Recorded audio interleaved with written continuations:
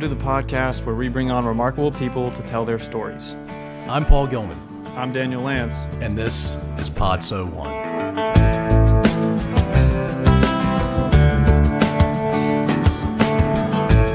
Andrew Ting is a Malaysian, Chinese, Canadian, American jack of all trades, but still a master of a few.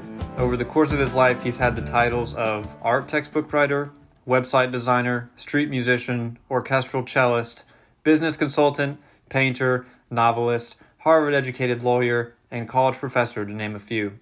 In our conversation, Andrew speaks with us about his origins, why they made him good at relating to people, and how he manages to be such an accomplished generalist. So here is Andrew Ting. Okay, Andrew Ting, welcome to the podcast. Great to be here. Yeah, very excited to have you here, Andrew. You and I have known each other a short few months, but everything I know about you and everything that I've experienced, it's all positive stuff. You are as accomplished as you are humble, and so that combination is fascinating and awesome to me, and so I can't wait to learn about your life story. Great. Cool. So you are quite a diverse guy from a background perspective, from an ethnicity perspective, where you've lived. So tell us about your family background and walk us through your early childhood and landing in Southern California. Sure. So I took a 23andMe DNA test. Unsurprisingly, it came out 99% Chinese, which is fine. Actually, we are an ethnic minority in China. My family left China in 1901, so 5 generations ago. They come from the province of Fujian, which is on the coast, known for piracy, because it's pretty poor, not very fertile. And actually, my family emigrated to East Malaysia, an island called Borneo in 1901, looking for land. And so my parents grew up on a rubber plantation, very different from my kids growing up in DC. They would wake up at 5 a.m., tap the rubber trees, then go to school. East Malaysia is about 90% or so Chinese, overwhelmingly Christian. So we all grew up United Methodist. I still go to United Methodist Church every Sunday. So my parents met in the village. They got married young, 18, 19 years old. Their honeymoon present was 2 tickets to England on a student visa. So Malaysia is part of the British Commonwealth. So that's where my dad went to school. And my mom worked as a nurse. When she worked as a nurse, we were there in Windsor, by Windsor Castle, and they actually saw Princess Diana's wedding, which was for them. Yeah. And about 23 years later, we went back to Windsor. We met Mrs. Madigan, their landlady, and we walked around. And my dad actually did construction as a night job to put himself through school. We looked at some of the buildings he put up. That was kind of cool. So after school, they had my sister. And then we moved to Canada. My parents lived there for 11 years. I was born there. And then we moved to Southern California when I was 5. I think the difference from Malaysia to England to Canada, where it's snowy, to Southern California is getting back into warmer weather. So I mostly grew up in Southern California. What did your parents do to make money when you were in Canada? So my dad worked in IT, mostly IT hardware. And he worked for a couple companies, then moved to California, worked for Prime Computer. But for 20 odd years, he worked for the University of Southern California, go Trojans, in the IT and facilities department. Very cool. So Southern California had to be culture shock for you a little bit, but you were young enough maybe that change wasn't as big of a deal as it would have been for, say, your parents. Yeah, and I've always told my parents very sincerely that no matter what I accomplish in this life as an American, it doesn't really compare to them, right? Starting from Malaysia, going to England, going to Canada, going to the US, raising a family, like my sister and I both went to Harvard. So Harvard, we can talk about that later, not the best measure of success, but really in terms of geographic international movement, I just kind of inspired by their own journey. Yeah, when they were growing up in that Malaysian village, they couldn't imagine that both of their kids would end up going to Harvard someday. Yeah, I went back to their village and they lived near the river, house on stilts, chickens running around the yard. It was really the boonies. Yeah, super rural, super tough way to live, but they probably didn't know how tough they had it. Yeah, my dad worked as a lumberjack. He used to swim in the river and chain logs together to float them down. He is a tough guy. He's got to be a tough guy. Is your dad still with us? Yes, he is. Yeah, he's now sheltering in place in California, like so many other elder Americans. It's a shame. Yeah. It is a shame. So he was a lumberjack, and then he worked in IT? In IT, yeah. My Same mom guy. worked as a pre-K teacher for the last 30, 40 years. She loves it. She still works part-time. Your dad may be the only lumberjack to technology guy out there. Certainly alive. He's great with his hands. He is really inspiring. Very cool. So how did you fit in with your background in Southern California? Yeah, so there's a lot of Asian Americans there, but and there's a lot of Chinese folks there too. Malaysian Chinese are different, and kind of jokingly, when people say you're Asian American, it's huge, right? There's more Asians than anywhere else.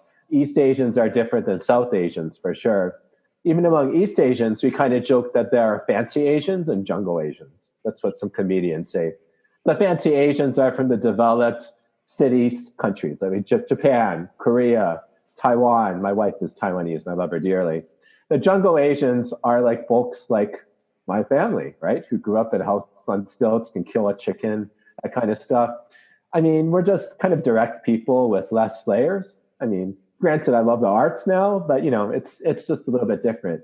So even though we're Chinese and I speak some Mandarin Chinese, we're from Fujian. We actually speak a different dialect, Fuchao they call it. And so whenever I went to family gatherings every weekend, people would speak Fuchao. I had no idea what they were saying.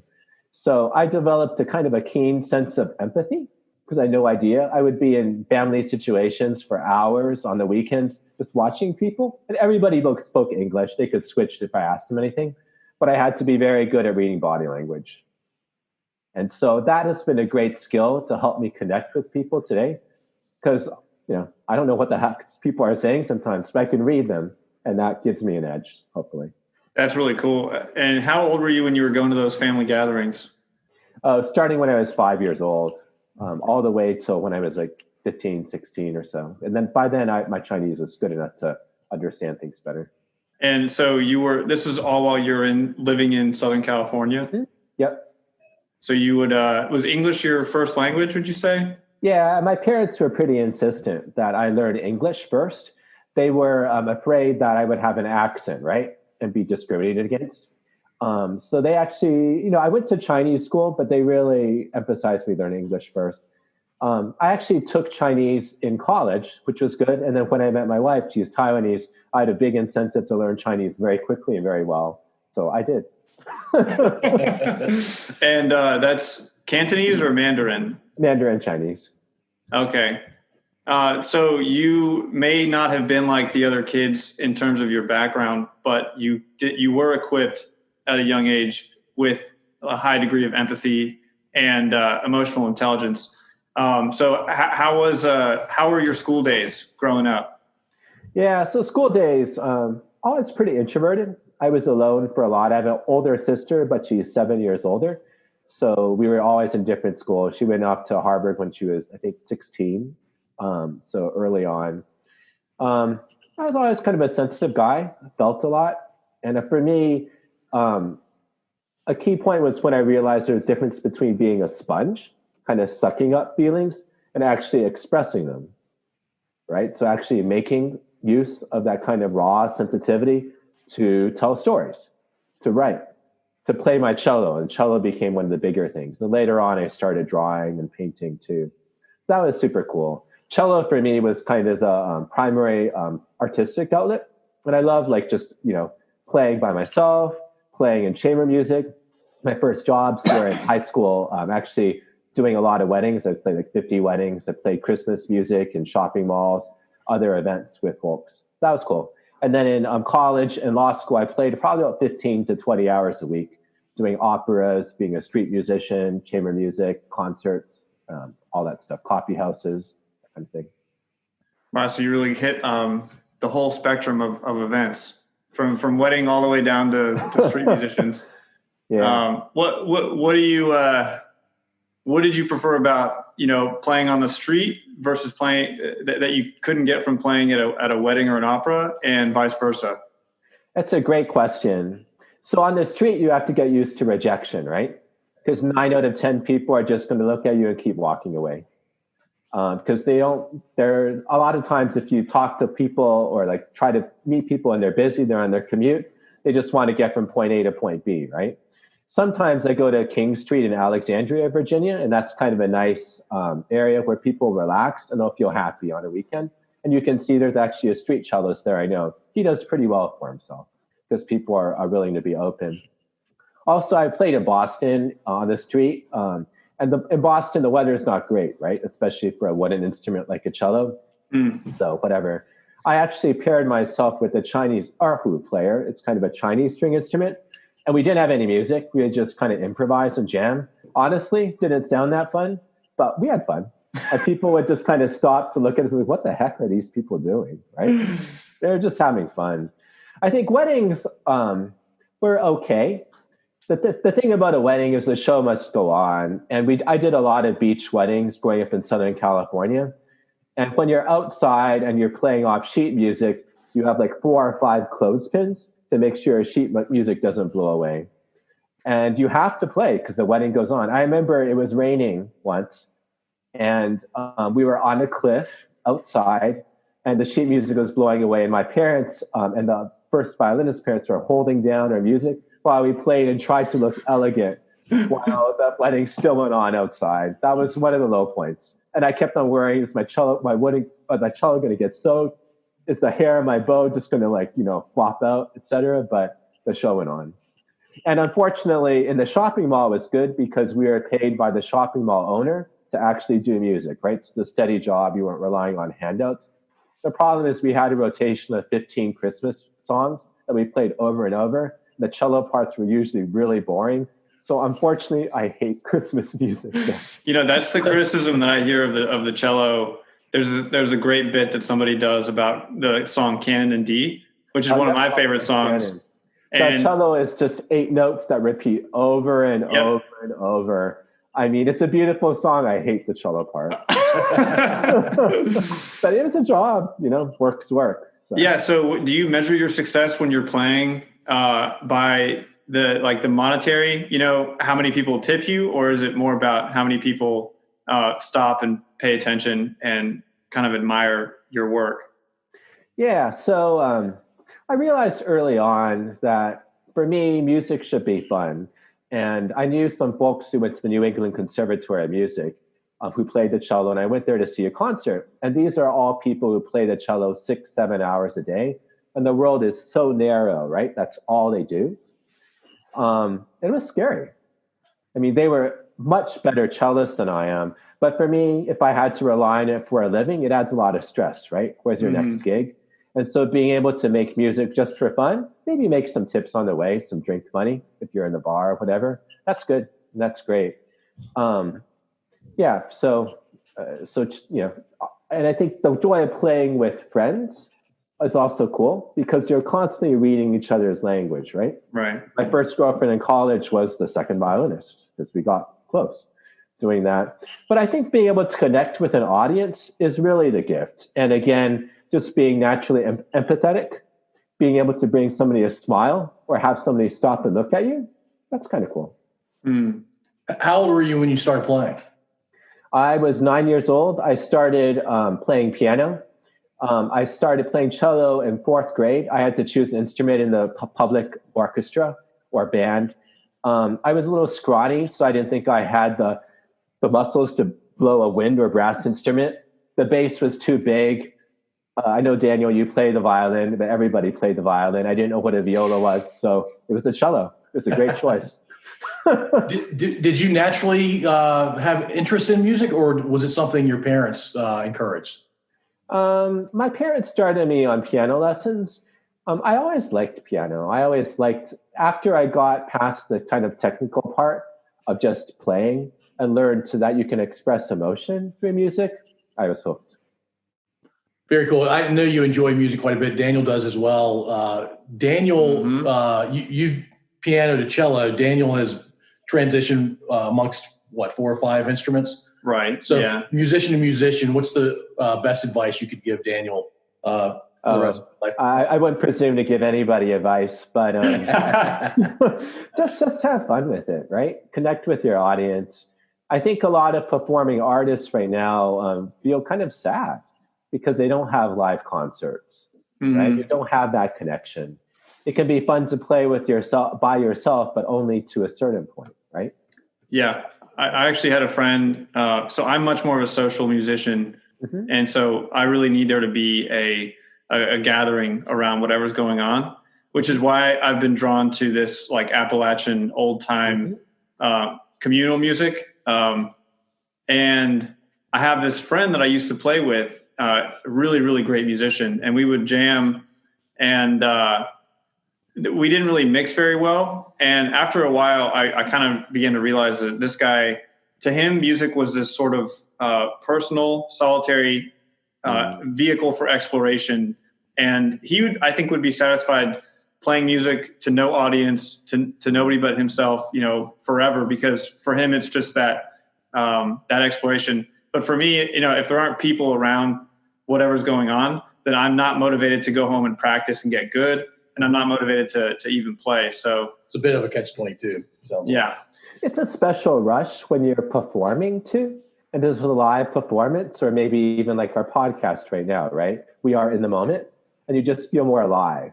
And then you can feel the audience respond instinctively to you. It's super cool. And that skill at performance, even though I'm introverted, I'm also pretty expressive. And that skill of being able to live in the moment, put on a face, just the show must go on, to serve me a lot. For example, I remember when I started teaching law school.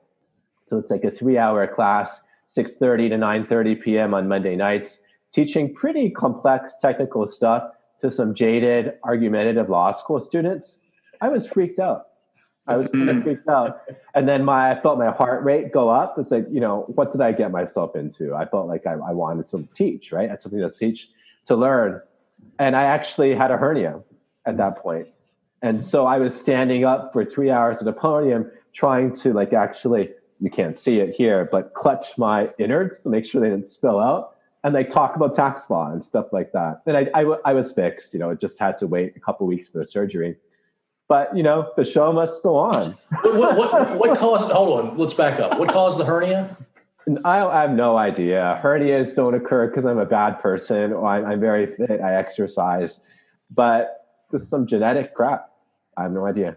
So you taught jaded argumentative law school students 6:30 to 9:30 p.m., and you were new to it, sounds like. Correct. Yeah. And you were suffering from a hernia. Yeah. The show must go on. For 3 to 4 weeks between diagnosis till I got my surgery, I was literally, and I tried to sit down. I couldn't sit down and teach the class. I was leaning against the podium so the podium would cover me, and I was literally pressing in to saying, "Oh my God." So nobody noticed. So they thought it was a great class. So your kids will never quit anything with your knowledge, I'm guessing. I try to be a role model for my kids.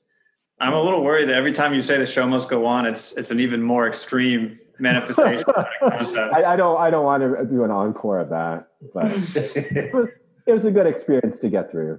But it does sound like the resilience behind it. Where do you think that came from for you? Do you think that it was innate, or your parents passed it down? I've had a lot of failure in my life, and you'd be surprised because you look at my resume: Harvard College, Harvard Law School, white shoe law firm, etc. But I tried a lot of different things, and I failed at a lot of different things. Like jobs I've had that I made money include street musician, graphic designer, textbook writer, management consultant, different types of law, now professors too. And I'll tell you a story which will kind of transition into why I care about developing people out of my own failure. So I was a young lawyer, a first year, international law firm. They had a Singapore office. There's a key Singapore associate who got appendicitis.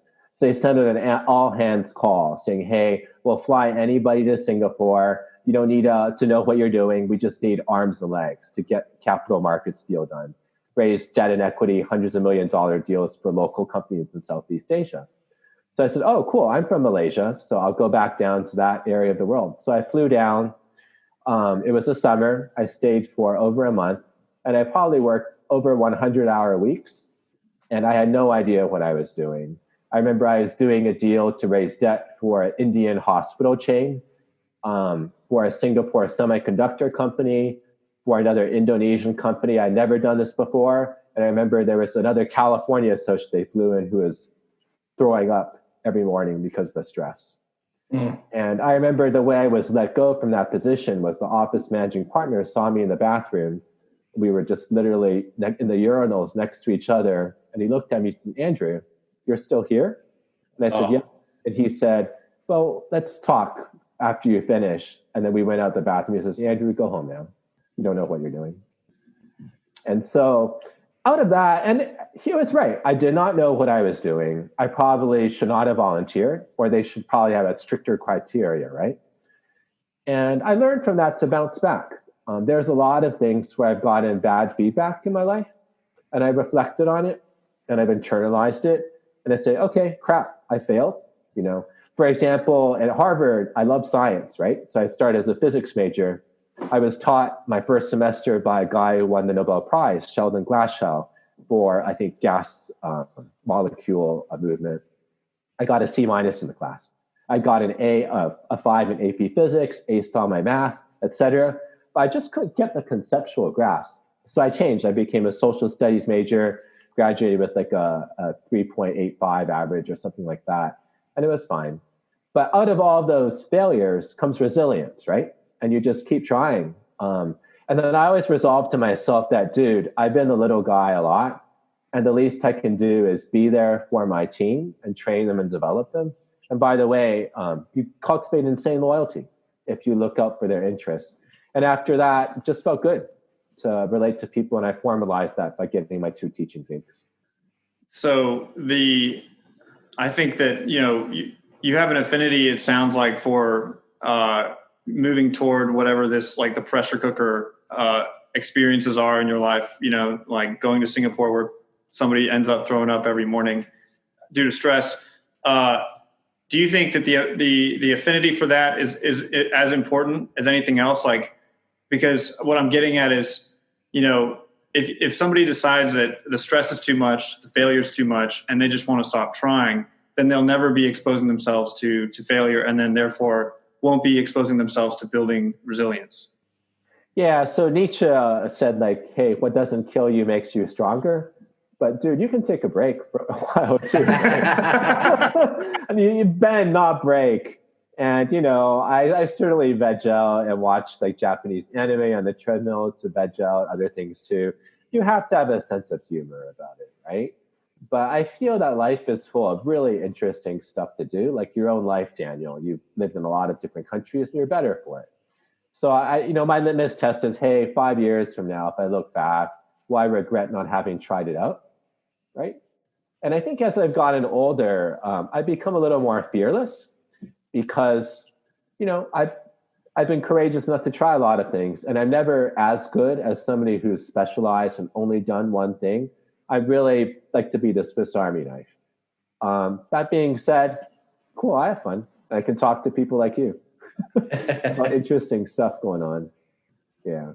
Well, cool. I'd never had the music bug, but you clearly are into the arts. And so it's not just music that you're into artistically. You also paint, which I learned recently. Yeah, absolutely. So in college, I started drawing and painting.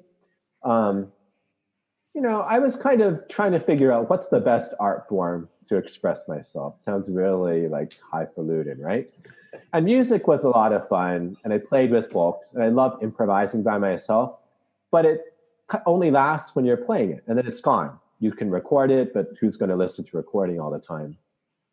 And then I started writing, and I wrote poems and short stories. And those were fun too. But you don't feel the joy necessarily. It felt a little bit like work, honing and crafting. And I thought, well, let me get a book. So I got a famous drawing book called Drawing on the Left Side of the Brain by Betty Edwards, which is a great book. I really recommend it. Awesome book. And even now, like you can see, like I just took an orchid off my desk to show you. I recommend learning drawing to anybody because it teaches you an appreciation for how things look, just the visual interest and stuff. I learned to recognize shadow and line and perspective. And after that, I was never bored. I could take a look at something and just notice the details. It was awesome. So I got into drawing, just like pencil, charcoal, and I started using really cheap paints. And I had my Jackson Pollock phase where I would just like put like poster board on the floor and just smear things up. And I started taking some art classes at the college and the local community college too. I was never that great. I have a couple of canvases that we've hung up at home, but it was just fun. Yeah. Can I see your paintings someday? Yeah, sure. Again, they're nothing great. There are a lot of still lives of flowers, etc. I tend to like really saturated colors because gray, black, and white's kind of boring. I tend not to like a lot of right angles. My stuff tends to be very kind of flowy, vibrant, full of life. Very cool. I'm very excited to actually see those. It's interesting to hear someone who, it sounds like you kind of really took a nice foray into art, and you also are a Harvard graduate. Well, you're a pretty accomplished person. Refer to themselves as a generalist, because I kind of associate generalists with doing a lot of things but not doing them like super, super well. He thinks of me when he thinks of generalists. Maybe. But my question is like, at what point do you satisfy, like, I'm good enough at this thing, I can go and do something else now? In your generalist, in your pursuit of being a generalist, like what is the threshold for you to be like, okay, that's on my tool belt, and I can go back to that whenever I want, but I'm okay to start moving on to something else? I think the key is, am I still having fun, right? Mm-hmm. And if you're still having fun, then keep doing it. When it starts to feel like work or kind of less interesting because it's less new to you, you switch it up, go do something else, come back to it later.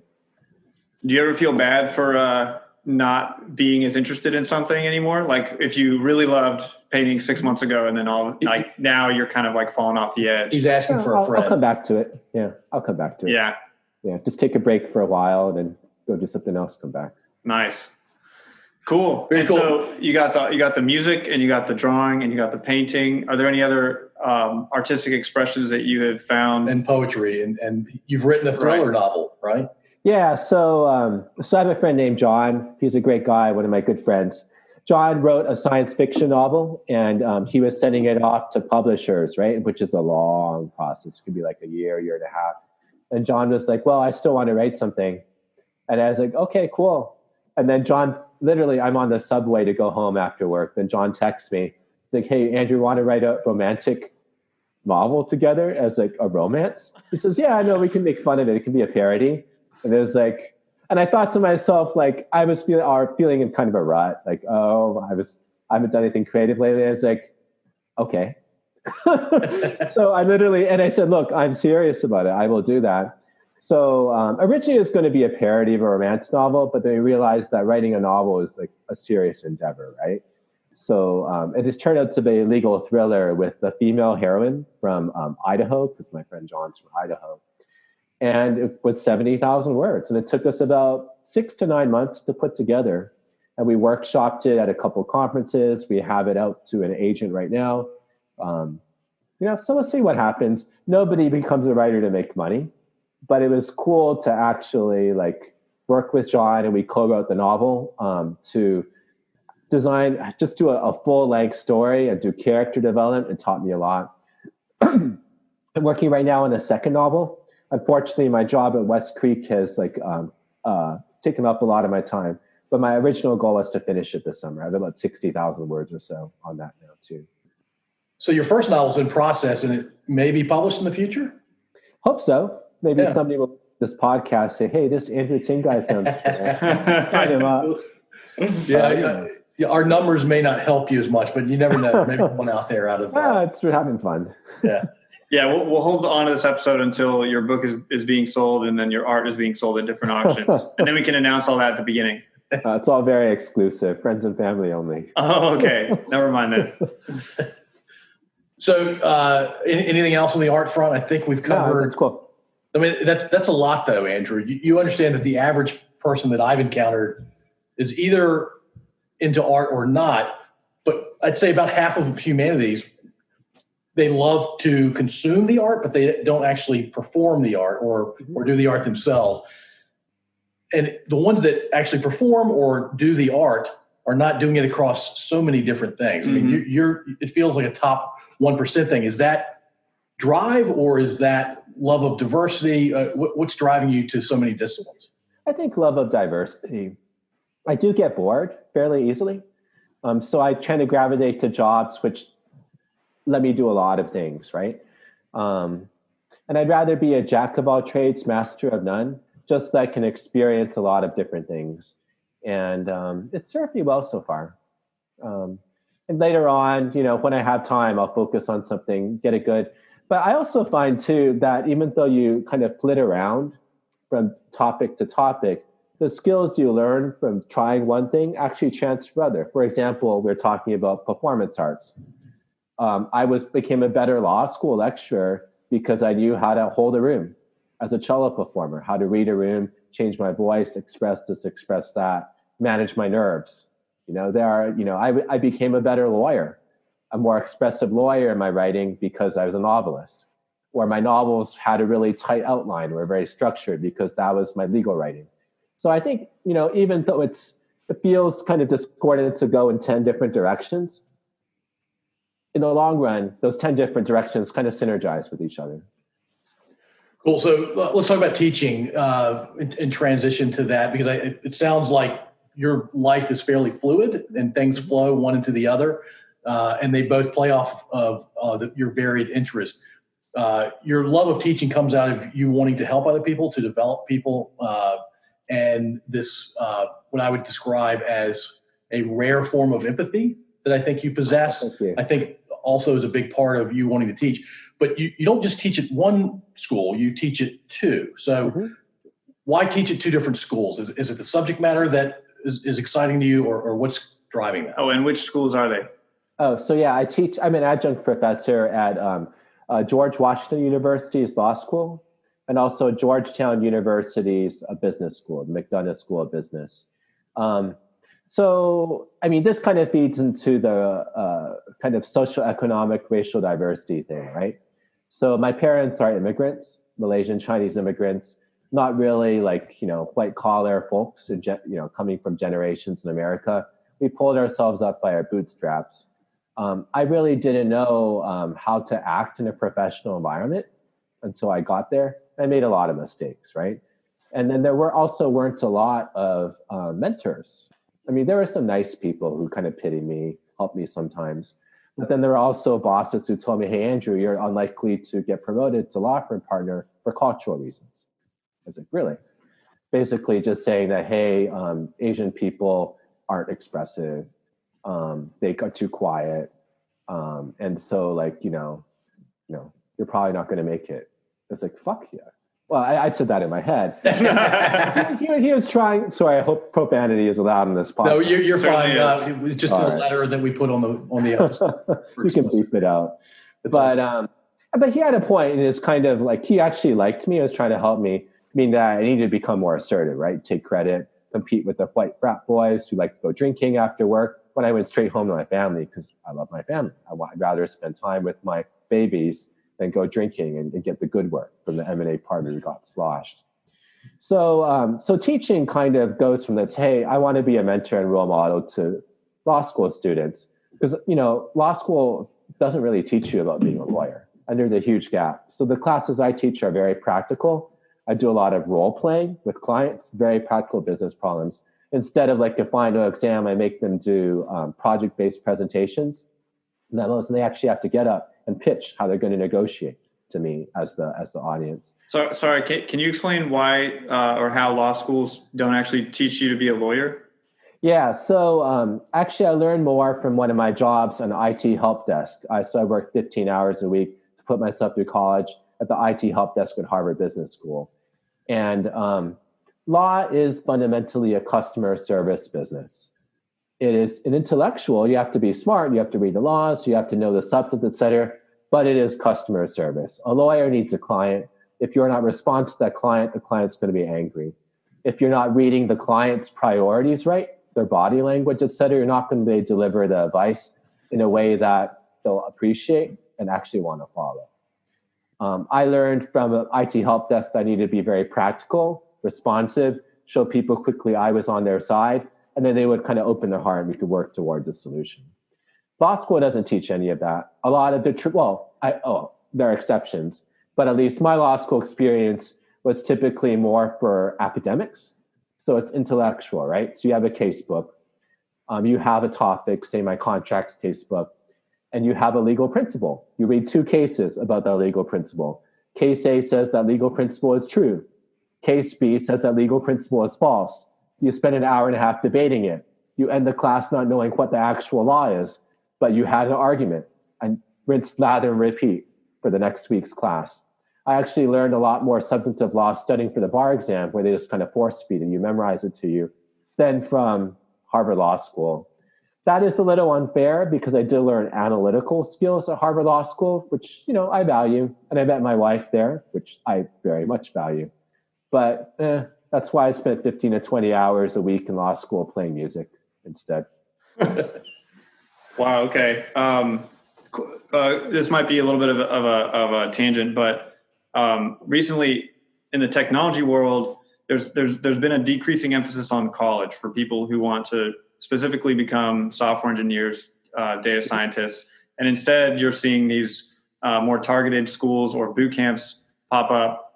And also, learning how to program is pretty well democratized. You can teach yourself by going on the internet. And you saying that working at a help desk and sort of that emotional intelligence or empathic ability is more important to your ability as a lawyer. I'm wondering, do you see a potential future that is kind of an analog to the technology world right now, where the sort of the legal profession is democratized and people who don't necessarily want to drop, tons and tons of money on law school or go into debt can learn and become effective? I know you have to pass the bar exam and stuff, but do you get what I'm getting at? Yeah. And I think that the school of life is more important than any institutional school, right? And I think all of America is going through this crazy thought experiment now where we're all learning online without the social interaction that comes from going to college, fooling around with people, being exposed to stuff other people like to do and saying, I might try that too. I might try drawing or painting or hanging with the art crowd instead of the physics crowd, stuff like that. Right. So you lose that community and kind of that spontaneity from just being mixed up with different people.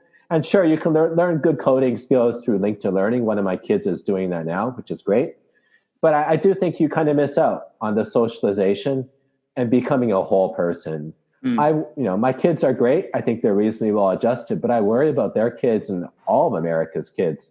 Online learning for 6 months, 9 months, however long it takes, they're going to lose out from learning from other people. And I think that's a key thing you can't get just from a boot camp. Not even from do you think that it's also going to be hurt by the fact that it's Zoom or video calling like we're doing right now? Are you worried that things are lost? Better. Yeah, video is a little bit better because you can see folks. And I taught my law school and my business school class through Zoom with 40, 50 students on small things. And I could kind of get how they were reacting, but it's just not the same, right? Yeah. You can't really hang out after school with your friends kind of thing. Right. Yeah. So to give a short answer and tell me where I'm off here, the ticket that is the college degree is important, but life skills are equally and sometimes even more important. Yeah, I think it's more of the journey, not just the degree. And if you can get that life experience, in the military, for example, that's awesome, right? And then you are learning in the real world from a variety of experiences. College is great, but it's not the be all end all for everybody. So tell us your best story around you mentoring somebody and how that turned out, and the one that gives you the most pride when you think about it.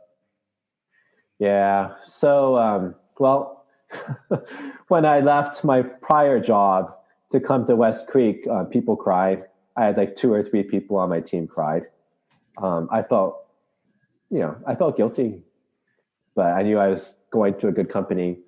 But I think being a manager is tough, right? You deal with a lot of crap, politics, the business, Sometimes you have to let people go. Sometimes you can promote them, etc. But it can also be very rewarding to take people under your wing and develop them and turn them into something great and just work together as a unit. For example, one of my mentees at the international law firm, we overlapped by 2 or 3 years, and I left to go in-house to work for a company. And we probably worked together about 4,000 hours in those 3 years. And I really formed her as a lawyer because I was her first mentor. And then when she made partner at that law firm, like 7 years later, she called me and said, "Hey, Andrew, everything I know, all the habits, et cetera, is all because of you." I was like, that's sad because I left 5-6 years ago. But that was pretty cool, right? And then other folks too, like, maybe they were just blowing bubbles, but people cried when I left. "Andrew, you're the best boss I've ever had." I've got that 4 or 5 times. And I figured that, hey, if it brings me such joy to like tell people on my mistakes, encourage them, inspire them to be better, maybe I should do this, in a structured environment. So I teach. And a lot of my students who graduated still keep in touch. They don't have to, but they keep in touch about their jobs, their successes, questions. Sometimes they just want to talk. Totally happy to do that. So, Andrew, it feels like most people have 16 or 17 waking hours and 7-8 hours of sleep at night. Do you have like a 35-hour day? No. And somehow I'm missing how you do all that? No, I'm actually very inefficient. I don't think that's right. Yeah. Andrew. I think it's more about quality than quantity of time, right? So a lot of it is just getting into the right mood for the creative stuff. And when I'm in the mode, I listen to my music, whatever. I'll leave the humility. I'm pretty damn good. I can crank through. I can, really create. I can do a lot of stuff. But I need my 7-8 hours of sleep at night. Otherwise, I'm a wreck. I'm kind of like I'm a thoroughbred racehorse. I have to eat properly. I have to sleep properly. Then I can run. Otherwise, I start to fall apart. I know that. Yeah, that makes sense. So we had a standard question that we're not going to ask right now. Daniel's trying out a second question that he is thinking about making a standard question that I think screams for Daniel to ask you our second standard question. Well, so I think this actually fits in with what you were talking about. Your the person that you mentored, your mentee, who 7 years later called you back, and it's about habits and the habits that you taught her. So the question that I want to ask is, what's a habit that you've enacted in your life that you think has made a meaningful difference? Sure. So just in the last few months, life's changed, right? We're all at home. And, I have a Fitbit. So I track my steps. And when I was at home, my physical condition really just suffered. I mean, it tanked, right? Because you're at home, you can't go out. I'm not commuting, et cetera. So every day for the last month, with one exception, when I took my wife to her new job, I've been running for an hour every morning. I usually used to do it at night, but for me, physical activity is just really important. I mean, later on, I'll send you a classic article, Harvard Business Review, saying, hey, Paul and we're all corporate athletes, basically saying that, hey, athletes in the business world, you go on for 30, 40 years, you compete at high levels of concentration for 10 hours a day, right? So to do that, it's not just your intellectual part, your mental health, your physical health, your emotional health. It's like a pyramid. You have to have it all together. So you need to maintain all that. So that's really my guiding principle. So just, starting up the day knowing I've done 8,000 steps, it's pretty good. Yeah, that's awesome. And the key, I think, that a lot of people, and myself included, get hung up on is the motivation aspect of putting down the work to actually build the habit. How would you recommend? Do you have any tips on that? Okay, Andrew is showing us a book right now. Your listeners can't see this, obviously, but on my desk, I have a really good book I recommend called Tiny Habits by B.J. Fogg, Fogg. And actually, my kid read about it. He also read How to Win Friends and Influence People, so he's in the big self-development kick. Oh boy. Yeah, well, like father, like son. But How old's your kid? It's actually a really good book. I recommend it. And it's called Tiny Habits. You start with little stuff. You don't try to get the big goal that kind of demoralizes you when you can't take it all at once. You build up, you reinforce it, you celebrate it with even every little step you take. And now, like when I wake up at 5:30 in the morning, like it's like, okay, I'm going down. It's just like a dog looking for water in the morning, right? I go down to the gym. I do my run. Yeah. Yeah, I read a story about a guy who had never run in his life. He'd gotten up to about 350 pounds, and he got it in his mind that he wanted to run a marathon. That was the goal he set, but he had set hundreds of goals shy of that would build to his ability to run an entire marathon. And the first step, and because he was so big and so out of shape, was to simply run 25 yards. Yeah. And then the next day he would run another 25 yards beyond that. And he literally incrementally, like not quite 25 yards at a time because he got into better shape and it ended up being mile or 5 mile increments. But I think you're right. I think if everybody took that approach and stayed dedicated to that incremental approach, it's amazing what you can accomplish. So one tiny habit is every time you go to the bathroom, you do 2 push-ups, right? And then you can slowly increase. But you know, I don't know how many times you go, but you can do like 20 push-ups a day. And you start doing 3 push-ups every time you pee. So my son started doing that. And he says, hey, Ryan, if you're like outside, I don't want you to like go on the floor and do squats instead. So he'll do squats instead. So Andrew, at my age, I'd have to do about 50 push-ups then based on what you're describing. Start off small and you get bigger. How old is your son? I have 2 kids, 13 and 11. Oh, wow. Both boys, yeah. Yeah. So I'm going to walk into like risky or territory here, but I'm just going to go for it because I think that you know that I have the best intentions in mind. But it's cool that your kids seem really motivated and like they really want to get after it, you know, self-improvement.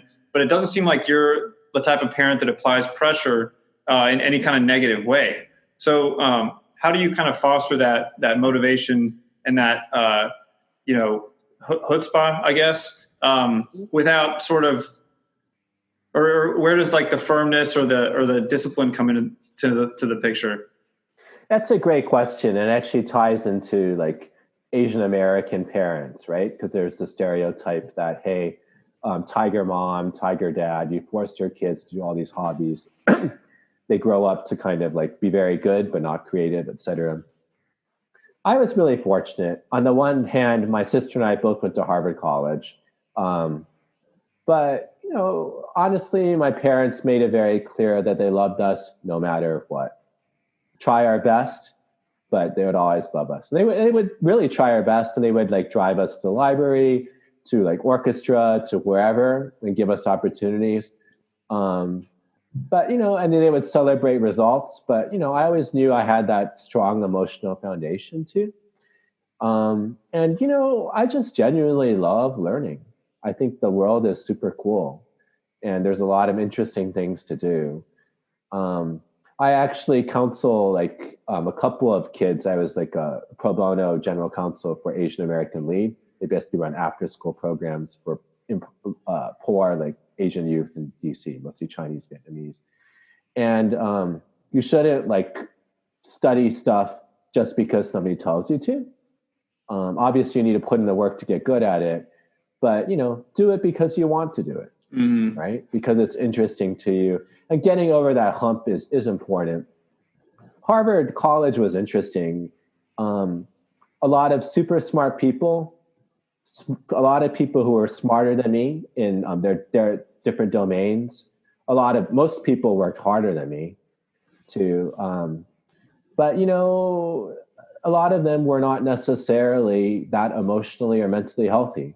They had been on a treadmill to get where they were, extremely accomplished. But when you're like a kid, you know, like who's setting your goals now, right? You transition from your parents, your community expectations to what do you want to do? It's terrifying for people. Or you couldn't be the biggest fish in the pond of your high school anymore. You're just one star out of many at Harvard. So, you know, there was an attempted suicide in my freshman dorm. I knew the girl. She was a really sweet girl. We had no idea. My sister also had similar experiences with people she knew. So I learned quickly that, hey, if I'm not as smart as other people, I'm not going to work because other hardest people, I'm going to turn to philosophy. And be able to self-rationalize and, and just deal with life that way. And it's been my trademark. So given your background, Andrew, as Chinese ethnicity, your parents grew up in rural Malaysia, and I'll use the term that you use, jungle Asian. Sure. And then your parents spent some time in Canada. You spent a little bit of time. You don't remember much of that, but there's still probably some Canadian influence through your parents, and then certainly the American experience. And what's been going on in this country for the last 2.5 months since the killing of George Floyd, your perspective has to be extremely unique. And people, I think, will be more open to it because your background is not Black American or white American. Yeah. And so if you could just share your thoughts on what's going on in this country as an American who cares about the country and the people around you. To be honest, I cried, I mean, in general, I support the police, law and order. I think the police are entitled to deference, especially when they make snap decisions, right? Like somebody is charging at them. Do you shoot, not shoot? So it's just hard. That being said, when I watched the George Floyd video, dude, it was 8 minutes. The guy was crying for his life. Clearly you didn't need to choke him methodically to death. I cried. I live right in DC, and there, on a Sunday night, there were riots. Like the CVS on my block was burned down, boarded up. A lot of broken glass, and the feds sent in the militaries. There were helicopters overnight. We couldn't sleep. The Missouri National Guard set up roadblocks around. It was just a horrible thing. I mean, it's not black and white, no pun intended. I think that certainly folks feel persecuted and they feel that they can't trust the police sometimes. My friend John, who I wrote the science fiction novel with, he is half black, half white. He grew up in Idaho. Great guy. And I remember having a debate with him. I was saying, hey, John, how much of the police do you think are good? I'd say, probably 80% or so. Are good people, want to do the right thing, protect people. And he hesitated. He was like, don't know about that. He's like, well, I guess maybe I could get on board with that. So I don't know. It's real, right? I would love to trust the police. There are good people in the police. I believe that. I don't know. Yeah. What's tricky about, kind of guessing how much of the police are good people or not is, I think that you can have good people, but if you put them into a system that has flaws, especially like a social system that has flaws, and one such flaw would be the lack of self investigation, for example, that I think a lot of police departments face. Then good people might do bad things because that's the environment in which they're in. I did go down to the National Mall when the Black Lives Matter protests were going on, right, with my wife. We didn't feel comfortable taking our kids there. We went down, and people looked at us with curiosity because they're actually black and white people marching down the street, but we're Asian. And Asians tend to be, there's a big disparity between, socioeconomically fancy Asians, jungle Asians. Some Asians, like the Vietnamese who came here after the Vietnam War, they're war refugees, right? They don't have the advantages of education, degrees that people like my dad came in. So, wide variety of backgrounds, but Asians don't fall neatly into one side of the spectrum, which I think made it all the more important for my wife and I to raise our fists in support, right? When we went through that plan, people and most of the African Americans would nod and clap. They would walk around. We stayed a social distance away from people. But it felt good to kind of show them that, hey, it's not just black people who are behind this or white people who care. Chinese people care too. So I don't know. I think it's a national conversation that will continue to get worked out one person at a time. Yeah, I feel as a guy who's lived in Virginia for 51 years, and so implied in growing up in Virginia is the whole North versus South, pro-slavery, anti-slavery, and then everything that has come from that time. part of me says that was a really long time ago. Part of me says, yeah, but the systems that were put in place back then have really not gone away. They may not be as severe or as obvious, but those are still there. Mm-hmm. And I don't, the problem seems so big and daunting. I'm not sure what the next step is, but back to the incremental approach that you talked about earlier, I think it's small steps that eventually add up and get us to a better place. Do you end racism? I'm not sure, because human nature is to bring bias into your life and surround yourself with people that make you comfortable, which is the typical tendency for people. And so one of the things that I think we can do is to put ourselves, much like you have done for most of your life, put ourselves in uncomfortable positions and hear perspectives that are maybe painful to hear, but can be informative and help us get to a better shared understanding. Yeah, I feel like I often have to work a little harder to connect with folks.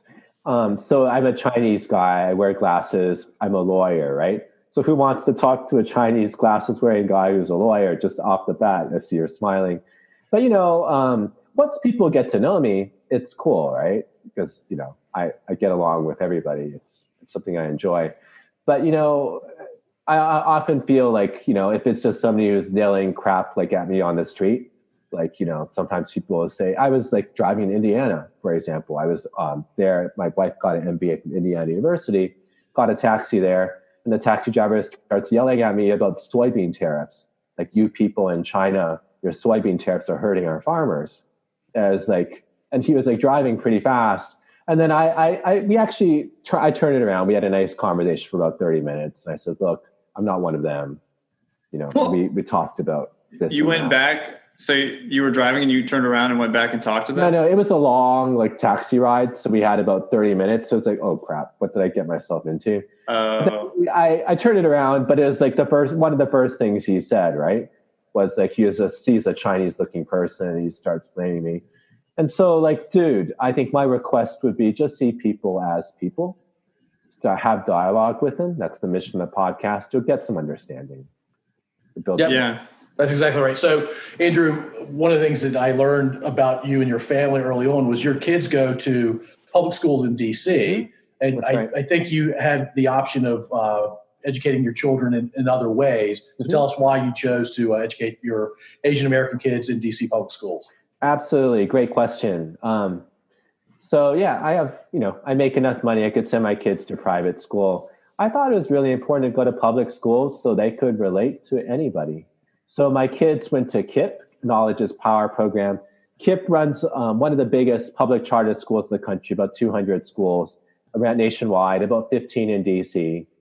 The KIPP elementary school that they went together through until fourth grade was a really nice school.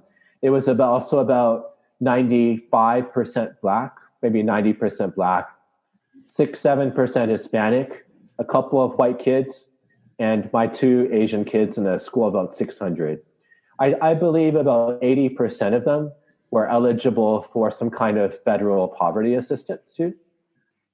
So, and people look at that and say, crap, Andrew, why did you send your kids there?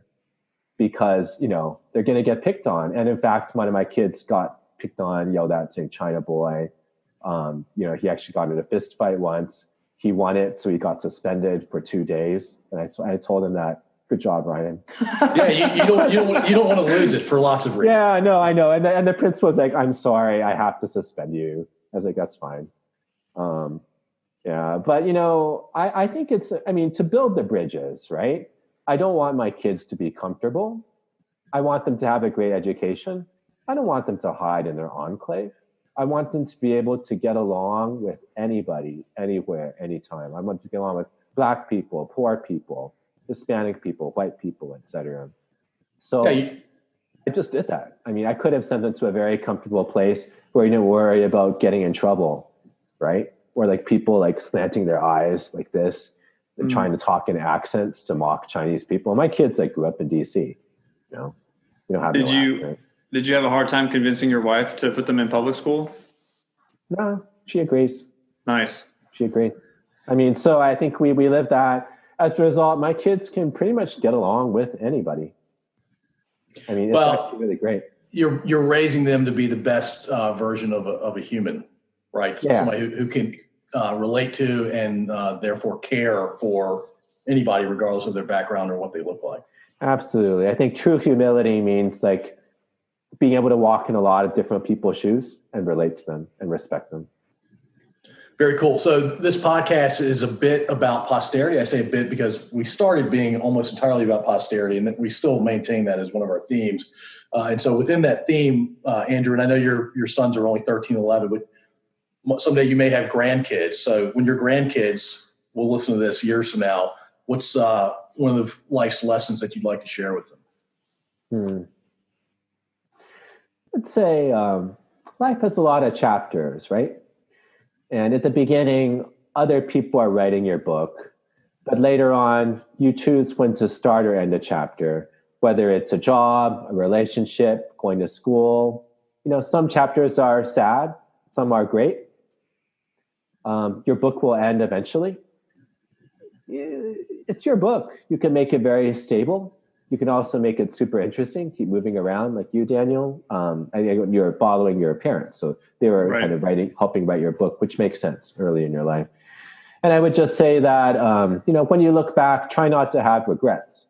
Like, when I think about a decision, should I do it or not? It's like, well, I regret not doing that. Like, is this the right thing? Having moral clarity can make decisions easier. So develop that over time. It's a great answer. Yeah. No, I love my dad, and I think my dad did a decent job raising me, but I wish maybe you had raised me. Goodness. No, my dad, I can say that safely because knowing my dad has not listened to any of the episodes we've recorded. Oh, yeah. Sure, yes, sir. Did you mention to me you listened to that episode? That's second on my list after Katie's episode. Gotcha. Cool. So our other standard question, I think we've asked 30 sometimes now, and I'm not sure what you're going to say to this question. And this is completely outside of everything we've discussed so far. There's nothing that we've discussed that comes anywhere near one of these two endeavors.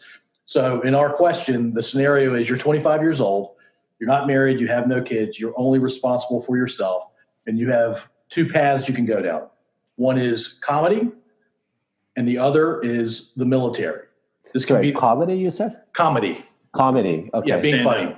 Okay. So you can either, and by the way, your military service, I think, because you're a Canadian citizen as well, right? Yeah, I'm a U.S. and Canadian, yep. So you could serve in the Canadian military or the U.S. military.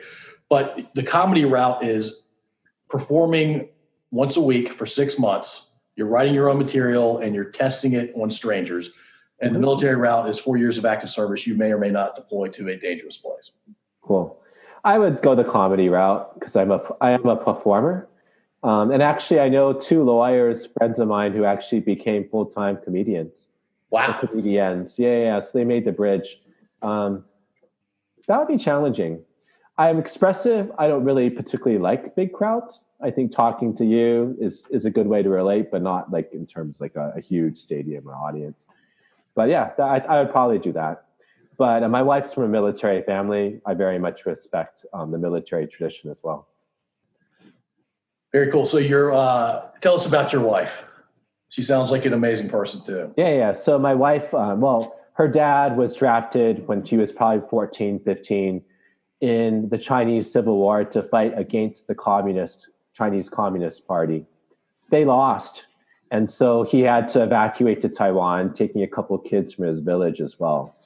And so Taiwan early on was, pretty desperate place. So he was in the military. He actually studied law books at night. And in Taiwan, they restrict the number of lawyers. There is only a 1% bar exam pass rate. 1%. And also to be a judge, it's actually similar. So he actually studied law at night from his military service, passed and became a criminal judge. So my wife grew up in a very traditional, order-oriented, disciplinary family. She has a younger brother as well. She grew up in Taiwan, went to college in Taiwan, law school in Taiwan, worked a year or two, but always felt that she always loved American movies, American culture. And to advance in Taiwan, you kind of need an international law degree as a lawyer. And so she said, okay, I'll go study in the United States. but then she was going to make partner at her Taiwan law firm when she returned. But she met me, and I screwed that all up.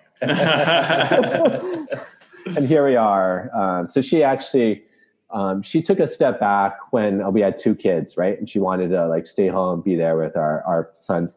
Absolutely the right decision. I think they're much closer to us for it. And then she started working at a bank. And then as an in-house lawyer, she finished her online MBA in February. And actually just last week, she accepted a job as the general counsel of a government contractor company, about 500 people performing IT services. How's it going so far? Her first day is actually next Monday. Oh, got it. I thought you started. Yeah. Very, very cool. That's impressive, especially the online MBA, post 2 kids. Yeah, she's a hard worker. I think, our kids look at us and we lead by example. Yeah, absolutely. I'm curious, how old were you when you went to law school? I worked 1 year in between in management consulting, selling drugs. I have a story about that. Why I went to law school. Please. So I went to law school when I was 21. I skipped a grade. So I was Okay, cool. We'd love to hear the drug story.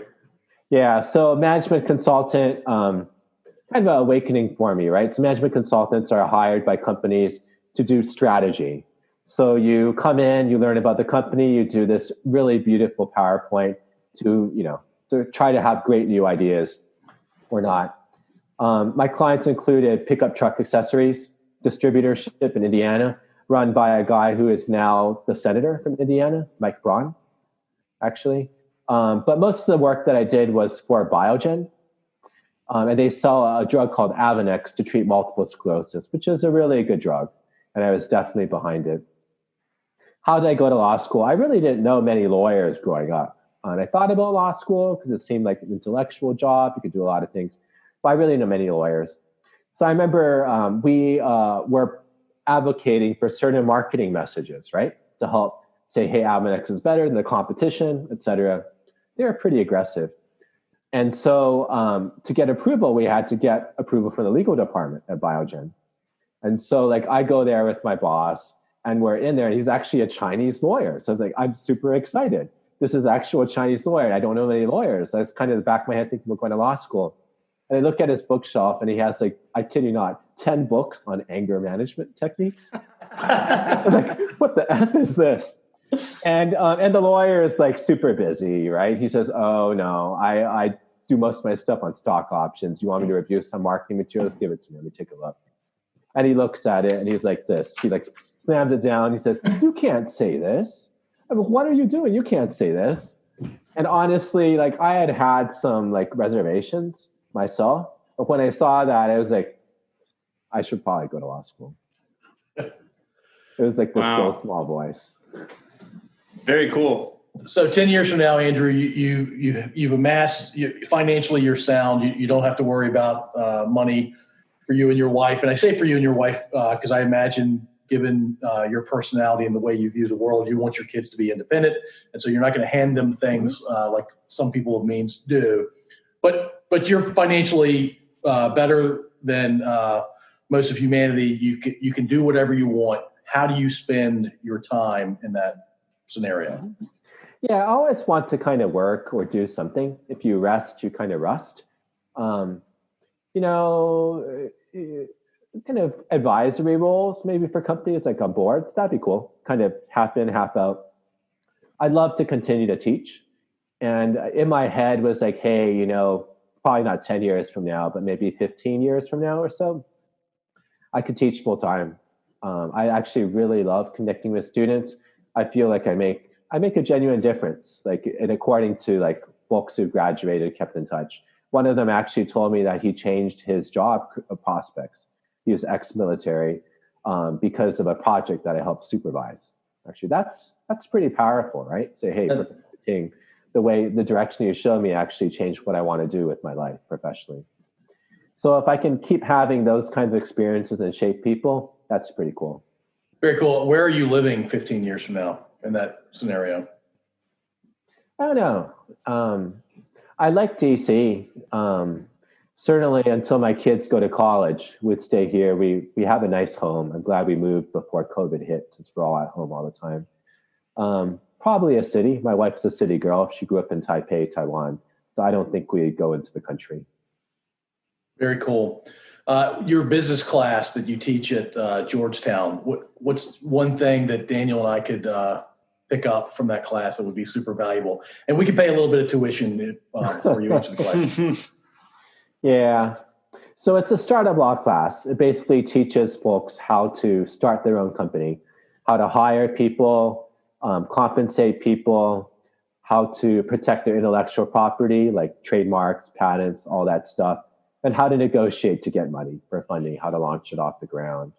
And so I would say, hey, guys, your podcast, get a trademark for it. Pod's the one. Oh, right on. Start marketing yourself. I mean, after this we can talk. How do students get into your class? Do they have to get accepted into Georgetown or GW? Yeah, so they're all Georgetown Business School students. And I was kind of worried about class enrollment because I pitched it as a new class. You have to have at least 15 students for the class to be accepted. I had about 42 my first spring semester in COVID, and I maxed out at the cap of 50 like 3 months before my class was held. I'd start teaching again next month. So it shows that there's demand. And, folks, I get pretty good student reviews despite COVID and online teaching. People tell me it's really made a difference in their lives. They actually learned something that's useful after graduation. Did they know that coming into the class, or did they learn it as they were taking it? No, it's a total new class, so I don't think there was a lot of expectations. But I just try to be very practical. I'm not a very academic teacher. I try not to use words longer than 3 syllables. I try to tell them stuff that they'll actually use in their lives. Very interesting. A lot of self-deprecating stories. Daniel and I have this thing about words. Daniel knows a lot of really big, complicated words, and I struggle to go past. It is the German. But yes, that's probably what it is. Do you think that's right, Daniel? You were born in Germany, dude. Yeah, but it doesn't make me German. What are you? I'm American. Well, I'm American too. I mean, what is? Oh, you mean what's my background? Yeah, I very waspy, German, English.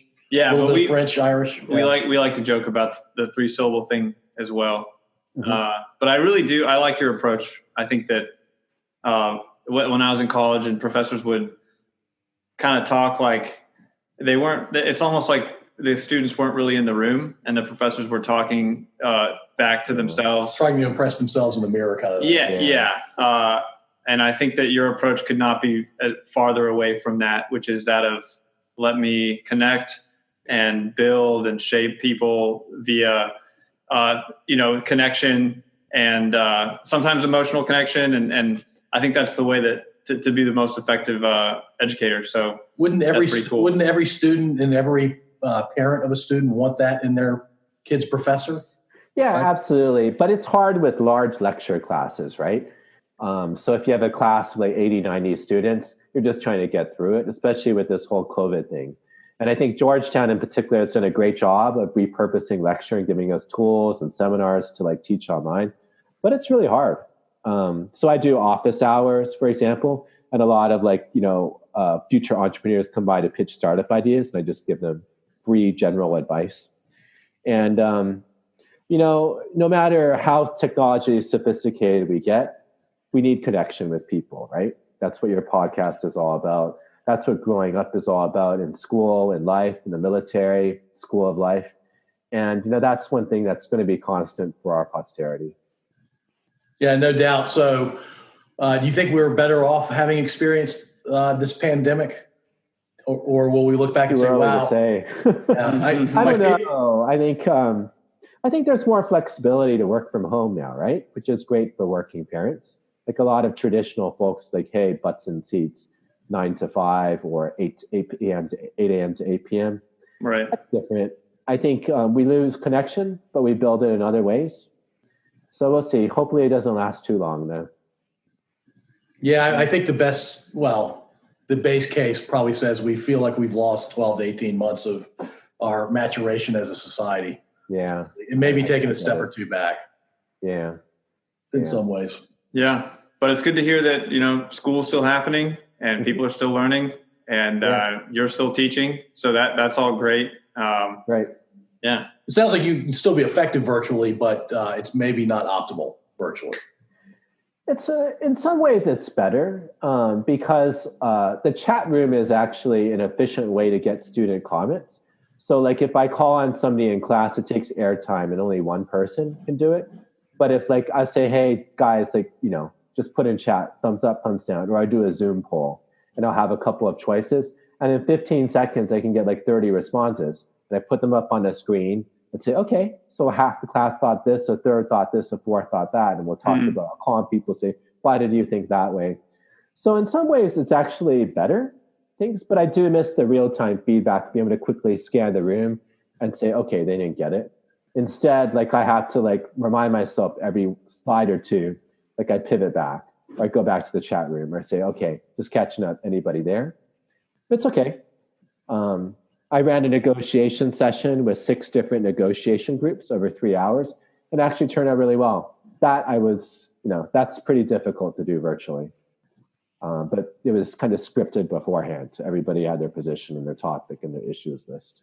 Wow. Yeah. To stay on task with all those moving parts. And I know that when I'm on a call and I'm not really relevant at that moment to the conversation, I check out more often than not and do something else. It's hard not to, right? And you look at people's eyes and you can see when they're reading something.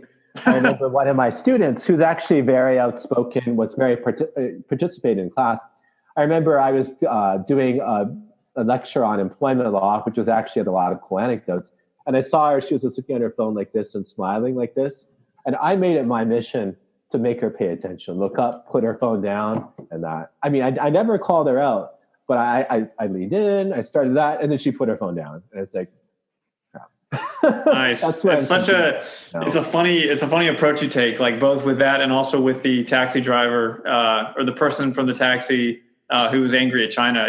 You could take the antagonistic approach and say like, hey, stop looking at your phone, or hey, you're a racist. But instead it's like, I don't know, there's more of a, let's see how we can figure this out in a like togetherness kind of way. And, I think that's a cool approach to take. Well, I think you come at it clearly from an empathic perspective, but you're also doing it because I think you're more of a long-term thinker and long-term impact kind of guy. Do you come by that through experience, or is that innate? Yeah, so I would say I always try to see the big picture in things. I wouldn't necessarily say I'm a dreamer, but I've always possessed an ability to see what's really important, right? To just step back. So I do my to-do list each day, but I step back and see what's the direction people are going.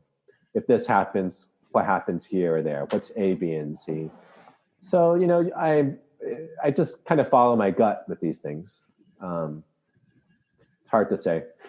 Your gut's pretty, well, when it's not experiencing physical pain. Or yeah, that hernia was no fair, but life's not fair. Yeah, that seems awkward. Now, Andrew, I'm picking up that you probably know lots of people that would be good on our podcast. Is that fair to say? I think anybody would be delighted to speak with you. To have their heart bared out for posterity. Yeah. Thank you for being so forthcoming with your everything. Yeah, no, I don't have a lot of layers. It takes too much effort to maintain a lot of different layers. What you see is what you get. That's great. And that subtle point that you made at the beginning of, being a sponge versus turning and becoming expressive. That's a great point. And I think that's one of the things that's going to stick with me from this. So thanks for that. Thanks, Daniel. Yeah, and it goes back to mental health, right? Being a sponge that's not expressive is probably not great for your long-term mental health. Yeah, that's right.